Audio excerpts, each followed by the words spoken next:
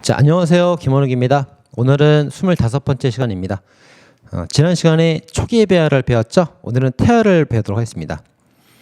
자, 태아의 기본권 주체성인데 이 사건의 문제가 된 것은 태아가 사망한 경우에도 불법 행위로 인한 손해배상 청구권을 인정이 부정되는데 이게 과연 옳은 거냐 이거예요. 자, 합헌 결정 났습니다. 옳다는 거네요. 부정하는 게 맞다는 거네요. 자, 보겠습니다. 자, 배경 지식. 자, 태아는 이제 지금 형성 중인 생명이죠. 초기의 배아도 형성 중 생명이고 태아도 형성 중 생명이에요.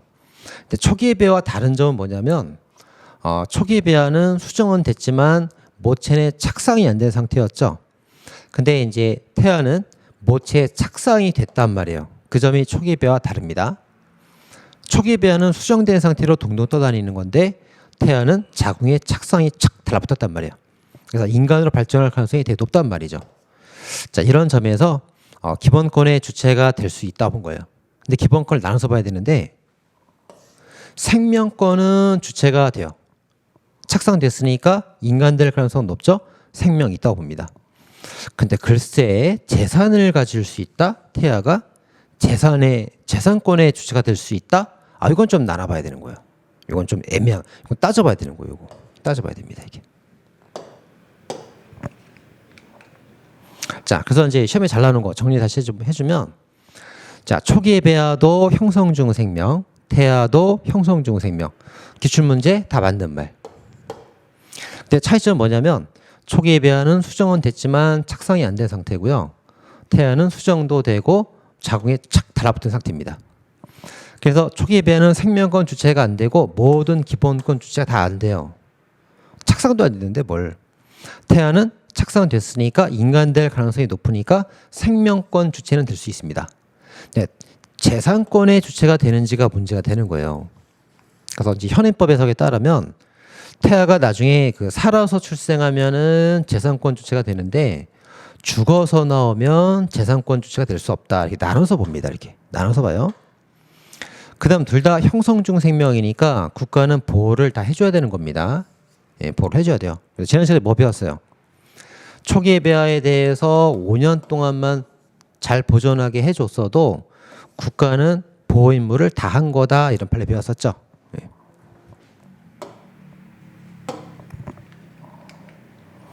자, 심판 대상 조문입니다. 자, 사람은 생존한 동안 권리 의무의 주체가 된다. 살아있을 때, 사람으로 나왔을 때, 사람만 권리 의무의 주체가 됩니다. 권리가 이제 손해배상권이거든요. 손해배상 청구권이라는 권리야, 권리. 자, 근데 이제 태아는 762조에 손해배상 청구권에 관해서 이미 출생한 것으로 본다 이렇게 되어 있습니다. 그러면 이제 태아 상태에서도 권리가 있다는 거네. 사람으로 본다는 거네. 맞아요. 그래서 태아인 상태에서 권리의 주체가 된다 보는 겁니다. 그래서 이제 3조랑 762조를 이제 둘이 해석하게 되면은 이제 이건 참고로 해주는 얘기인데 원래 사람만 권리의 주체가 돼요. 태아는 권리의 주체가 되지 못하는 게 원칙인 거예요. 그런데 예외적으로 손해배상에서만 권리가 있다고 봐줍니다. 이 손해배상은 민법 390조의 채무불이행 손해배상 청구권이 있고요. 민법 750조 불법행위에 대한 손해배상 청구권도 있어요. 근데 채무불이행에 대한 손해배상 청구권에서는 주체가 안 된다 보고 불법행위에 대한 손해배상 청구권은 주체가 또 된다고 봐요.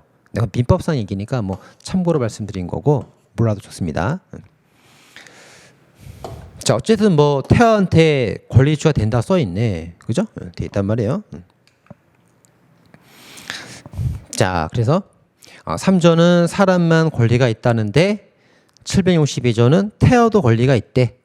불법행위 손해배상에 대해서는. 그죠?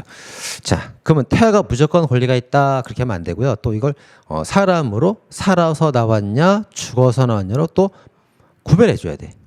그래서 자, 태아가 태아할 당시에 권리가 있었단 말이에요. 근데 권리가 있는 채로 살아서 나오면 그 권리가 계속 유지가 되는 거예요. 근데 태아 때 권리가 있었다 하더라도 죽어서 나와버리면 사람이 되지 못했잖아요. 이때는 재산권이란 청구권을 가질 수가 없게 되는 거예요. 결국 살아서 나오면 손해배상을 청구할 수가 있고요. 죽어서 나오면 재산을 청구할 수 없게 됩니다. 살았냐 죽었냐로 구별되는 거예요. 자, 사건 개요입니다. 자, 병원의 의사가 이제 실수로 태아를 죽였어요. 태아가 죽었어. 그럼 이제 사망한 태아는 자, 태아가 손해배상 청구권이 있다고 그랬죠. 그래서 태아가 손해배상 청구권을 가지고 있었고 태아는 죽었으니까 그 직계 존속 부모가 청구권을 상속했다는 거예요. 상속했다고 주장하면서 민사 소송을 제기한 겁니다. 의사한테 손해배상하라고. 근데 이제 민사법원은 뭐라고 그랬냐면 태아는 이미 죽었지 않느냐. 죽었으니까 청구권이 없어졌다. 그러니까 너네도 상속받은 게 아무것도 없다. 너네는 권리가 없다. 그래서 부모가 패소했어요. 기각, 패소됐습니다. 자, 그래서 이제 이게 그 태아에게 재산권이 있냐 없냐에 따라서 태아가 재산권이 있으면 부모가 상속을 받은 거고 승소 판결로 배상을 받을 것이고 만약에 이게 재산권이 없다 본다면 부모도 상속받은 게 없으니까 패소 판결하고 손해배상 받지 못하겠죠. 결국 이게 그 청구권이 재산권이 있다 없다에 따라서 승소 패소가 갈립니다. 재판의 전제가 되고 있죠. 근데 법원에서는 제청을 해주지 않았기 때문에 헌가사건으로는 들어올 수가 없었고 당사자가 직접 헌바사건으로 헌법소원 청구를 하고 들어왔던 사건입니다. 자, 쟁점 정리 1번. 태아가 생명권 가지느냐? 2번. 국가가 태아 보호할 의무가 있느냐? 세 번째 뭐 기타 등등이 있습니다. 그럼 태아가 생명권이 있습니까? 있다고 그랬죠? 그럼 국가가 보호할 의무가 있습니까? 있다고 그랬죠? 근데 국가가 보호 의무를 다 했으면 이제 평등권 침해는 심사 안 한대요. 심사 안 하니까 여기 두 가지가 크게 문제가 된 겁니다. 이렇게. 자, 그럼 헌법재판소에서 이제 국가 보호 의무를 이제 판단했는데, 자, 국가가 국민의 기본권을 이제 보호를 해줄 때 최대한 많이 보호해주면 참 좋은 거지. 아주 좋아. 근데 최소한도는 보장을 해준대. 그럼 이것도 나쁘지 않지. 괜찮지. 합헌. 근데 과소보 너무 지나치게 적게 보호한다 이거예요. 나쁘지 않은 정도를 넘어서 너무 적죠. 이건 금지가 되는 겁니다. 위헌. 이걸 뭐라고 그래요?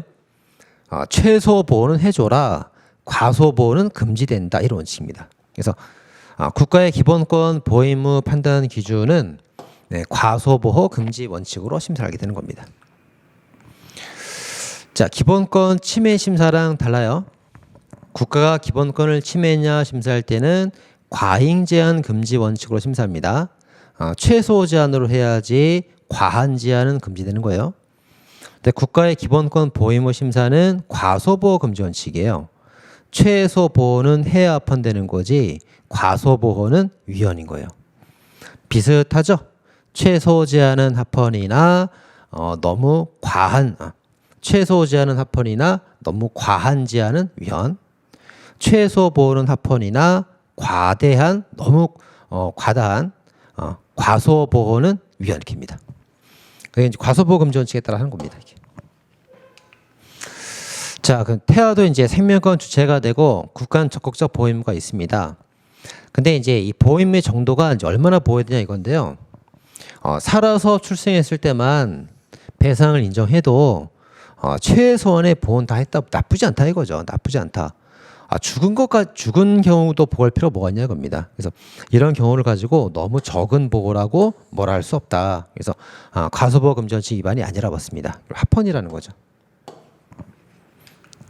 자, 그래서 이 사건에서 태아가 살아서 나왔을 때만 재산권 주체가 될 수 있고요. 죽어서 나온 경우는 재산을 가질 수 없다. 결국 그 부모는 손해배상 청구를 했지만 기각당했고 배상을 받지 못했던 사건입니다. 예, 과소보 금지 원칙 위반이 아니므로 합헌이다 본 겁니다. 자, 잘 정리하시고요. 질문은 네이버 카페로 주시면 되겠습니다.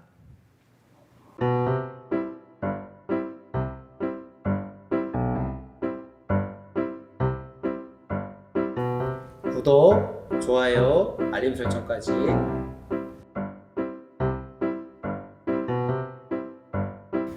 구독,